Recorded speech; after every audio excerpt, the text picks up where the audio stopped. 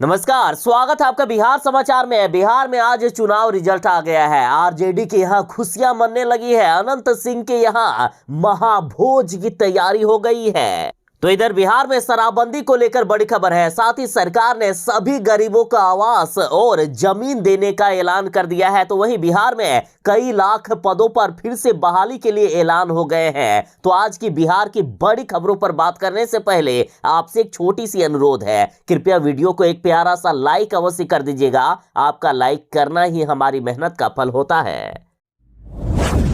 बिहार में आज 6 नवंबर को उपचुनाव का रिजल्ट आ रहा है। मोकामा और गोपालगंज सीट पर हुए उपचुनाव का रिजल्ट आ रहा है और आरजेडी ने पहले ही अपनी जीत निश्चित कर ली है। अनंत सिंह के आवास पर जीत से पहले ही जश्न की तैयारियां हो रही है। महाभोज को लेकर सज गया है दरबार। कल से ही अनंत सिंह के आवास पर महाभोज की तैयारी शुरू कर दी गई है। वैसे भी मोकामा को अनंत सिंह का गढ़ कहा जाता है। और बीजेपी की बात करें तो बीजेपी के पास तो कैंडिडेट ही नहीं थे यहां खड़ा करने के लिए। और जब आरजेडी ने अनंत सिंह की पत्नी नीलम देवी को मोकामा की सीट से खड़ा किया, तब बीजेपी वालों ने जदयू के नेता ललन सिंह की पत्नी सोनम देवी को यहां उम्मीदवार बनाया है। आरजेडी ने पहले ही जीत का ऐलान कर दिया है। मोकामा और गोपालगंज दोनों ही सीटों पर आरजेडी ने जीत का दावा कर दिया है और हर जगह खुशियां मनाई जा रही है। आरजेडी के कार्यालय भी सज गए हैं। चारों तरफ खुशियां मनाई जा रही है, मिठाइयां तक बांटी जा रही है। तो वहीं बीजेपी की हालत खराब दिख रही है। बीजेपी वाले लगातार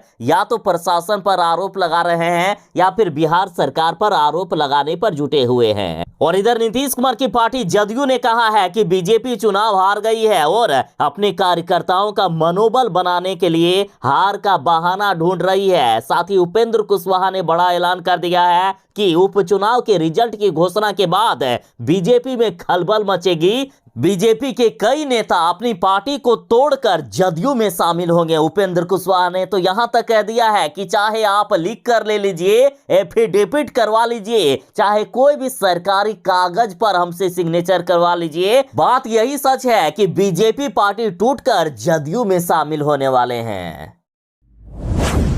बिहार के गरीबों के लिए बड़ी खबर है। बिहार के वैसे गरीब जिनके पास रहने के लिए घर नहीं है, जमीन नहीं है, उनको सरकार जमीन देने वाली है। जमीन देने के बाद उनके लिए सरकार घर बनाने का भी काम करेगी। देखिए, बड़ी खबर है। बिहार के भूमि सुधार एवं राजस्व मंत्री जी ने ऐलान कर दिया है कि बिहार के सभी गरीबों को जिनके पास जमीन नहीं है, उनको सरकार जमीन देगी, आपके लिए घर बनवाएगी। आप घर बनाने के साथ उसमें सब्जियां भी उगा सकेंगे। और इधर खबर है कि बिहार सरकार के द्वारा बगहा के भूमिहीन दलितों को जमीन दिया भी गया है। साथ ही सरकार ने ऐलान किया है कि बिहार के सभी जिलों के गरीबों को जमीन देने का काम किया जाएगा जिनके पास जमीन नहीं है। बीते दिन की खबर है कि बगहा में 130 लोगों को 5-5 डिसमिल का जमीन का पर्चा सरकार के द्वारा दिया गया। साथ ही सरकार ने ऐलान किया है कि हम सभी जिलों का सर्वे करा रहे हैं। कुछ जिलों का सर्वे पूरा भी हो गया है।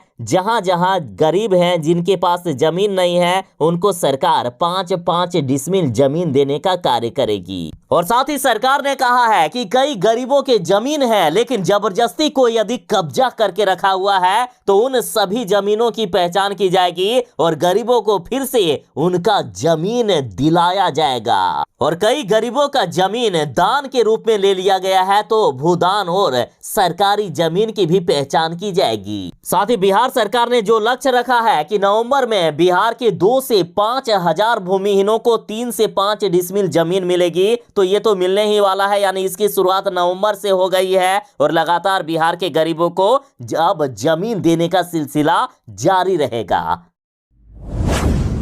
नीतीश कुमार जी ने बिहार में शराबबंदी कानून लागू करके बिहार को बर्बाद कर दिया है। बिहार का यदि विकास नहीं हो पा रहा है तो शराबबंदी कानून के कारण, क्योंकि सबसे ज्यादा घाटा बिहार को हो रहा है शराबबंदी कानून लागू करने के कारण। दरअसल प्रशांत किशोर ने बड़ा ऐलान कर दिया है। पीके का कहना है कि बिहार में शराबबंदी कानून के कारण राज्य को हर साल 20,000 करोड़ का नुकसान हो रहा है। प्रशांत किशोर का कहना है कि एक तो बिहार सरकार शराबबंदी कानून जब से लागू की है तब से बिहार में जहरीली शराब से लोगों को मरवा रही है, और इधर हर साल 15 से 20 हजार करोड़ का जो नुकसान हो रहा है उसकी भरपाई बिहार सरकार पेट्रोल डीजल के दाम बढ़ाकर कर रही है। 9 रुपए तक पेट्रोल डीजल के दाम बढ़े हैं शराबबंदी कानून के कारण, और इसका सीधा असर बिहार के उन सभी जनमानस पर पड़ा है जो शराब नहीं भी पीते हैं, उनको भी अब सजा भुगतना पड़ रहा है। एक तो बिहार में शराबबंदी कानून विफल है। हाल ही में पटना हाईकोर्ट ने भी कहा है कि बिहार में शराबबंदी कानून फेल है, इसके कारण बिहार के युवा बर्बाद हो रहे हैं। और इधर पीके का कहना है कि बिहार में शराबबंदी कानून लागू है ही नहीं, शराबबंदी कानून सिर्फ दिखावटी का लागू है, बल्कि बिहार में शराब माफियाओं द्वारा शराब की होम डिलीवरी हो रही है, शराब की अवैध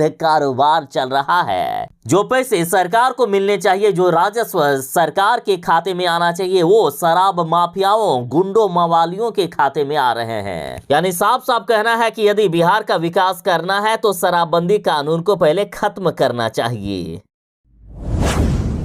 शिक्षक अभ्यर्थियों के लिए बिहार सरकार मर गई है। बिहार सरकार के सारे मंत्री, बिहार सरकार के मुख्यमंत्री और उप मुख्यमंत्री शिक्षक अभ्यर्थियों की नजर में मर गए हैं और शिक्षक अभ्यर्थियों ने मुंडन कराया। देखिए, बिहार में पहले नीतीश कुमार जी मुख्यमंत्री थे जब एनडीए की सरकार थी, उस समय भी शिक्षक अभ्यर्थियों ने कई बार प्रदर्शन किए हैं। 7वें चरण की शिक्षक बहाली का मांग किया गया। तेजस्वी यादव ने वादा किया था कि हमारी यदि सरकार बनेगी तो पहली कैबिनेट में यदि हमारी कलम चलेगी तो सबसे पहले 10 लाख सरकारी नौकरी देने को लेकर चलेगी। लेकिन तेजस्वी यादव ने भी बिहार के शिक्षक अभ्यर्थियों के साथ अभी तक धोखा ही किया है। 7वें चरण की शिक्षक बहाली प्रक्रिया को लेकर बिहार में कोई बात तक नहीं हो रही है। शिक्षक अभ्यर्थियों ने लाख प्रदर्शन कर लिए, आमरण अनशन तक कर लिए। शिक्षक अभ्यर्थियों को पटना की सड़कों पर दौड़ा दौड़ा कर पीटा भी गया, और जब शिक्षक अभ्यर्थी परेशान हो गए तो शिक्षक अभ्यर्थियों ने कहा कि हमारे लिए सरकार मर गई है, मर चुकी है हमारे लिए सरकार, और शिक्षक अभ्यर्थियों ने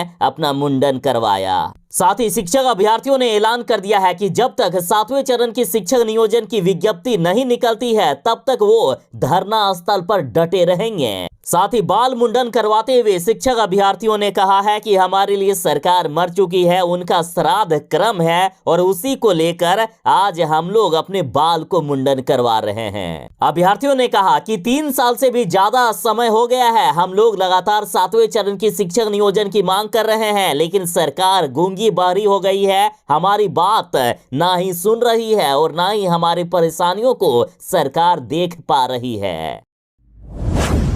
मुख्यमंत्री नीतीश कुमार जी और तेजस्वी यादव जी मिलकर बिहार का विकास तेजी से कर रहे हैं। बिहार का विकास तो हो जाता है, बिहार में सड़कें बन जाती है, पुल पुलिया बन जाता है, लेकिन उसका मेंटेनेंस नहीं होने के कारण कुछ ही दिनों में या तो पुल गिर जाते हैं या फिर सड़क खराब हो जाती है। लेकिन अब मुख्यमंत्री नीतीश कुमार जी ने बड़ा ऐलान कर दिया है कि चाहे हमें कितने भी नौकरियां देनी पड़े, कितने भी बहाली करना पड़े, लेकिन बिहार में जो भी बिल्डिंग का निर्माण होगा, पुल का निर्माण होगा या रोड का निर्माण होगा, उसका मेंटेनेंस नियमित होना चाहिए और साथ ही कहीं भी कोई भ्रष्टाचार अब बर्दाश्त नहीं किया जाएगा। मुख्यमंत्री नीतीश कुमार जी ने साफ कहा है कि चाहे बिल्डिंग हो, सड़क हो, पुल हो, उसका निरंतर मेंटेनेंस करें और ऐसा नहीं होना चाहिए कि कोई भी कमी हो जाए। हमने संबंधित विभाग से साफ साफ कहा है कि चाहे जितने भी बहाली करना पड़े करिए, अगर कोई बिल्डिंग बन गया तो उसका लगातार मेंटेनेंस होना चाहिए, अगर पुल बना, अगर सड़क बनी तो हर जगह मेंटेनेंस होनी चाहिए। सरकार ने जो पैसे लगाए हैं जनता के, वो जनता के पैसे बर्बाद नहीं होने चाहिए। साथ ही मुख्यमंत्री नीतीश कुमार जी ने कहा है कि बिहार का विकास हम जो भी कर रहे हैं अपने दम पर कर रहे हैं, केंद्र सरकार से कोई भी मदद बिहार को नहीं मिल रही है। मुख्यमंत्री नीतीश कुमार जी अब बिहार के शराबियों को नहीं छोड़ने वाले हैं। बिहार में शराबबंदी कानून को सख्त कर दिया है। अब बिहार में शराबियों की पहचान आधार कार्ड से किया जाएगा। अब बिहार में जो भी शराबी पकड़े जाएंगे उनका डाटा आधार कार्ड से जोड़ दिया जाएगा।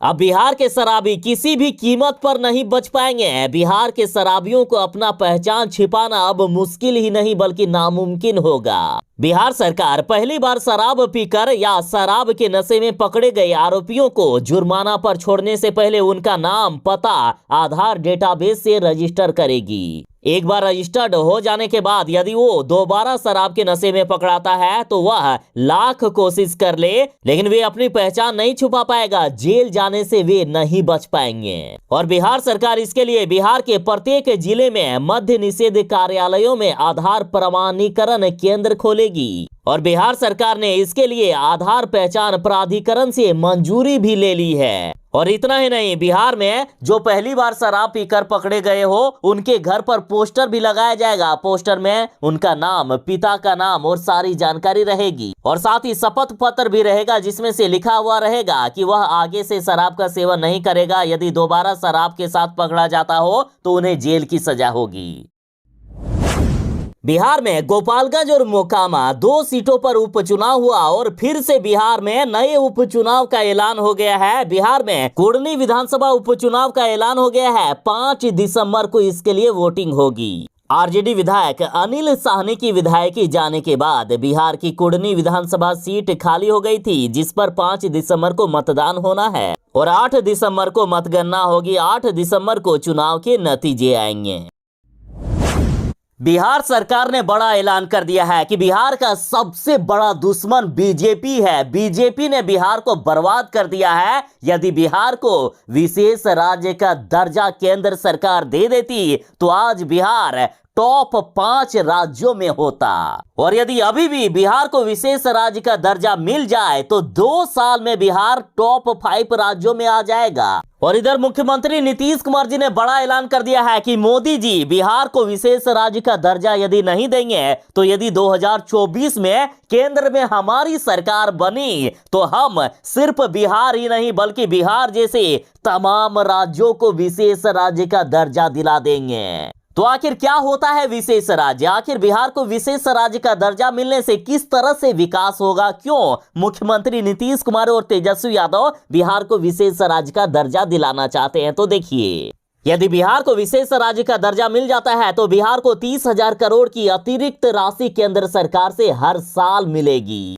देखिए, बिहार को अभी जब विशेष राज्य का दर्जा प्राप्त नहीं है तब लगभग केंद्र सरकार से 60,000 करोड़ की राशि मिलती है और जिसमें से 30% अनुदान के रूप में केंद्र सरकार देती है और 70% कर्ज के रूप में उपलब्ध कराती है। बिहार सरकार द्वारा केंद्र सरकार को 70% कर्ज के साथ राशि लौटाने पड़ते हैं। लेकिन यदि बिहार को विशेष राज्य का दर्जा मिलता है तो बिहार को मिलने वाला राशि 30% तक बढ़कर 90,000 करोड़ रुपए हो जाएगी। और सबसे बड़ी बात ये कि जो भी केंद्र सरकार से पैसे मिलेंगे तो उसमें 90% अनुदान होगा। सिर्फ 10% वो भी बिना कर्ज के बिहार द्वारा केंद्र सरकार को लौटाने होंगे। अतः सिर्फ 2 सालों में टॉप 5 राज्यों में आ सकता है बिहार। देखिए, सबसे बड़ी बात होती है इज्जत। और यदि किसी की इज्जत पार्टी में ना हो तो पार्टी में कोई रहना चाहेगा? देखिए, मुख्यमंत्री नीतीश कुमार जी ने बीजेपी का साथ इसलिए छोड़ा क्योंकि नीतीश कुमार जी का इज्जत ही नहीं था बीजेपी में। सुशील कुमार मोदी जी कह रहे हैं कि मुख्यमंत्री नीतीश कुमार जी ने कुर्सी पाने के लिए हमारे सामने आकर हमारे पैर पकड़े थे। देखिए, सुशील कुमार मोदी जी ने कहा है कि नीतीश कुमार जी कुर्सी के लिए किसी के भी पैर छू सकते हैं, किसी के भी सामने झुक सकते हैं। सुशील मोदी ने कहा है कि बिहार में नीतीश कुमार सत्ता के लिए बीजेपी के सामने झुके थे। मतलब जब नीतीश कुमार जी ने बीजेपी का साथ दिया था, यदि नीतीश कुमार जी बीजेपी का साथ नहीं देते ना तो बीजेपी की सरकार, एनडीए की सरकार बिहार में कभी भी नहीं बन पाती। और जिस नीतीश कुमार जी ने एनडीए की सरकार बनाई थी उनकी देखिए क्या इज्जत किया जा रहा है। सुशील मोदी जी कह रहे हैं कि नीतीश कुमार जी ने हमसे दोस्ती नहीं की थी बल्कि वे हमारे सामने झुके थे और अब फिर से लालू यादव के सामने सिर झुकाकर कुर्सी पर चिपक गए हैं। इन्होंने कहा कि नीतीश जी सत्ता में बने रहने के लिए किसी के भी आगे झुक सकते हैं, किसी भी दरवाजे पर नाक रगड़ सकते हैं। जो लालू को छोड़कर फिर लालू के साथ चला गया, ये कब उसके पैर पकड़कर गिर जाएंगे, कब उनकी गर्दन पकड़ ले, ये भी कोई नहीं बता सकता।